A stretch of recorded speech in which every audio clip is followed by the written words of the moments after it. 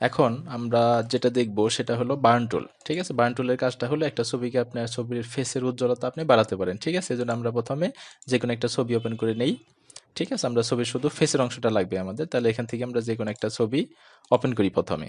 আচ্ছা, ছবিটা ওপেন করার পরে আমরা জাস্ট এখান থেকে সিলেকশন টুলের মাধ্যমে ছবির জাস্ট শুধু ফেসটাকে আমরা কেটে নেই এখান থেকে।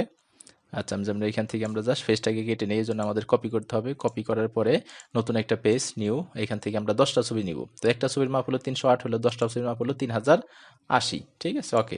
এখন আমাদের একটা পেজ তৈরি হয়ে গেল। পেজের আমরা যেটা কপি করা হয়েছিল সেটাকে আমরা পেস্ট করে দিলাম। ঠিক আছে? এখন এটাকে আমরা টেনে বাম দিকে নিয়ে আসি, এবং আমরা যদি বেশি করে কপি করতে চাই তাহলে কি করতে হবে, অল্টার চেপে ধরে আমরা মাউসের ডান দিকে, মাউসের বটমটা যদি ডান দিকে ড্রাগ করি তাহলে আমাদের অটোমেটিক কপি হয়। কিভাবে? অল্টার চেপে ধরে তারপর ডান দিকে ড্রাগ করলে আমাদের কপি হয়। এইভাবে আমরা একের পর একটা আমরা কি করতে পারি, এগুলো সব কপি করতে পারি। তাহলে আমরা এখান থেকে কপি করি, অল্টার চেপে ধরে একটা একটা করে কপি করে নিই। এতগুলো নেওয়ার উদ্দেশ্যটা হলো যে আমাদের একটা ছবি থেকে আরেকটা ছবি কালার করলে কেমন দেখা যায় পার্থক্যটা বোঝানোর জন্য আমরা এখানে কি করতে পারি, ছবিগুলো আলাদা আলাদা করে নিলাম এখান থেকে। ঠিক আছে?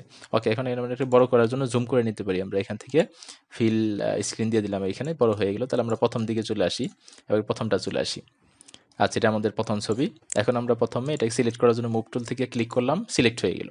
এখন আমরা কি করব, এখান থেকে বার্ন টুল ক্লিক করলাম। বার্ন টুলে আমাদের এখানে 3টা অপশন আছে। শ্যাডো, আমরা ব্রাশ সাইজটা একটু বড় করে নিই, এখান থেকে আমাদের প্রয়োজন অনুযায়ী একটা সাইজ করে নিলাম, বাস। এখানে দেখেন আমাদের ওকে। এখন আমরা এখান থেকে বার্ন টুলে শ্যাডো দেওয়ার পরে দেখেন আমাদের পিকচারটা কেমন হয়ে গেল, একটু উজ্জ্বলতা বেড়ে গেল, একটু অন্যরকম কালার হয়ে গেল। ঠিক আছে?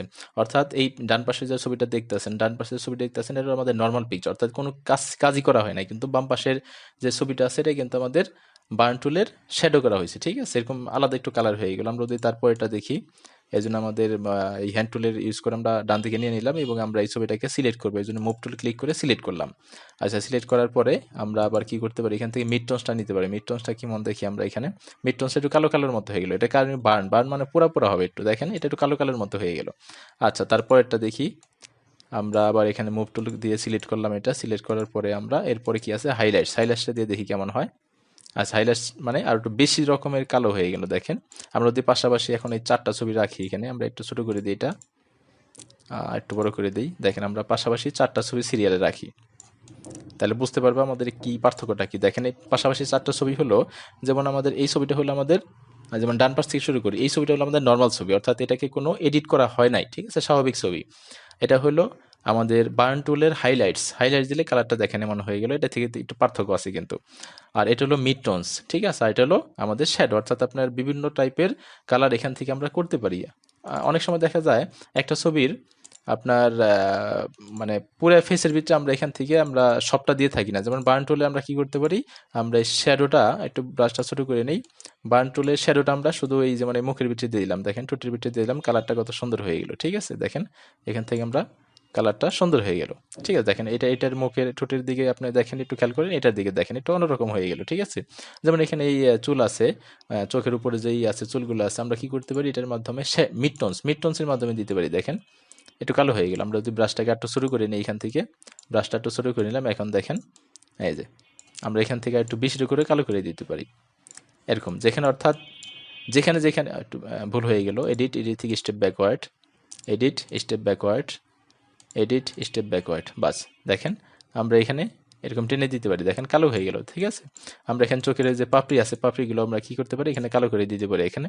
অর্থাৎ আমাদের কিছু নির্দিষ্ট জায়গায় আমরা কি করতে পারি, কালারগুলো নিতে পারি। অর্থাৎ ঠিক আছে, আমাদের অর্থাৎ ফেসের কোথায় কোন কালার হবে সেটা কিন্তু আমাদের প্র্যাকটিসের উপর নির্ভর করতে হবে। অর্থাৎ এমনি আপনি ভালো মতো বুঝতে পারবেন না, এগুলো সবচেয়ে ভালো প্র্যাকটিস করলে সেগুলো বুঝতে পারবেন। যেমন চোখের মনি আছে, চোখের মনিটা আমরা হাইলাইটস নিতে পারি, হাইলাইটস। এখন আমরা কি করতে পারি, একটু বড় করে দিলাম, হাইলাইটসের মাধ্যমে দেখেন চোখের মনিটা একটু বেশি রকম কালো হয়ে গেল। অর্থাৎ আমরা ফেসের বিভিন্ন জায়গায় আমরা বিভিন্ন টাইপের অপশন এখানে ইউজ করতে পারি। ঠিক আছে? যেমন আমরা এখান থেকে শ্যাডোটা, আমরা এখান থেকে শ্যাডোটা দিয়ে দিলাম, এখানে একটু শ্যাডো দিয়ে দিলাম, দেখেন এটার অন্যরকম কালার হয়ে গেল। এখানে একটু দিয়ে দিলাম, কপাল এখানে একটু দিয়ে দিলাম, এটার অন্যরকম দেখা যায়। ঠিক আছে? তাহলে আমরা দেখেন এটা হলো স্বাভাবিক ছবি, এটাকে আমরা বিভিন্ন টাইপের ছবির বিভিন্ন জায়গায় আমরা কি করতে পারি, আমাদের প্রয়োজন অনুযায়ী আমরা বিভিন্ন টাইপের কালার এখান থেকে করতে পারি। ঠিক আছে?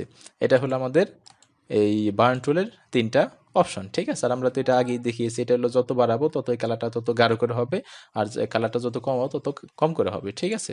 আচ্ছা, তাহলে আমরা এই ছবিটা নিয়ে এবার এখানে ক্লিক করলাম। এখানে আমাদের নিচের আর একটা অপশন আছে, সেটা হলো স্পঞ্জ টুল। স্পঞ্জ টুলের কাজটা হলো, যেমন এখানে দুইটা অপশন আছে দেখেন, সেটা হলো নিচের যে অপশনটা আছে সেটা হলো স্যাচুরেট। স্যাচুরেটের কাজ হলো এই কালারটা বাড়বে। দেখেন আমরা এখানে যদি এইভাবে টান দিই, টেনে দিই, দেখেন আমাদের ফেসের যে কালারটা আছে কালারটা কিন্তু বেড়ে গেল। ঠিক আছে, একটু গোল্ডেন গোল্ডেন কালার মধ্যে হয়ে গেল, একটু কালারটা বেড়ে গেল। অর্থাৎ কোনো ছবি যদি কালো টাইপের থাকে, সেই কালো মানুষকে একটু আপনি সুন্দর করতে চাইলে এই টুলটা ইউজ করতে পারেন আপনি। ঠিক আছে, এই টুলের মাধ্যমে আপনি যে কোনো কালো মানুষকে সুন্দর করতে পারবেন।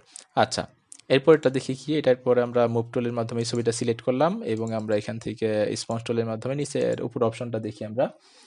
ঠিক আছে, ডিজার টু রেড। ডিজার টু রেডের কাজটা হলো আপনার এই ছবিটাকে সাদা কালো করে দিবে। দেখেন ব্ল্যাক অ্যান্ড হোয়াইট করে দিবে। দেখেন এটা কোনো কালার থাকবে না। দেখেন আমরা একটু ঘষে ঘষে ঘষে ঘষে নিতেছি, মাউসটা চেপে ধরে তারপরে এই এটার উপরে আমরা ড্রাগ করতেছি, এরকম ঘষতেছি। দেখেন মাউসটা চেপে ধরে, দেখেন এটা কোনো কালারই নাই। দেখেন অর্থাৎ আপনি যদি কখনো এরকম চান যে আপনার ছবিটাকে আপনি ব্ল্যাক অ্যান্ড হোয়াইট করবেন, অর্থাৎ সাদা কালো করবেন, সেক্ষেত্রে আমরা কি করতে পারি, যদি ব্ল্যাক অ্যান্ড হোয়াইট করতে চান সেক্ষেত্রে আমরা এটাকে উপরের এই ডিসারোয়েটে আমরা এটার মাধ্যমে ছবিটাকে সাদা কালো করে দিতে পারি। দেখেন আমরা তিনটা ছবি পাশাপাশি রাখি। এখানে দেখেন আমাদের এই ছবিটা হলো নর্মাল ছবি, কিছুই করা হয় না। এটাকে আমাদের ওই আপনার নিচে যে সবার নিচে যে স্পঞ্জ টুলের অপশন আছে, স্পঞ্জের আমাদের যে নিচে স্যাচুরেটের অপশন আছে, স্যাচুরেটের কাজ হলো এটা, অর্থাৎ কালারটা বাড়াই দেয়। অর্থাৎ একটা কালো একটা ছবিকে আপনি একটু উজ্জ্বলতা বাড়ালেন।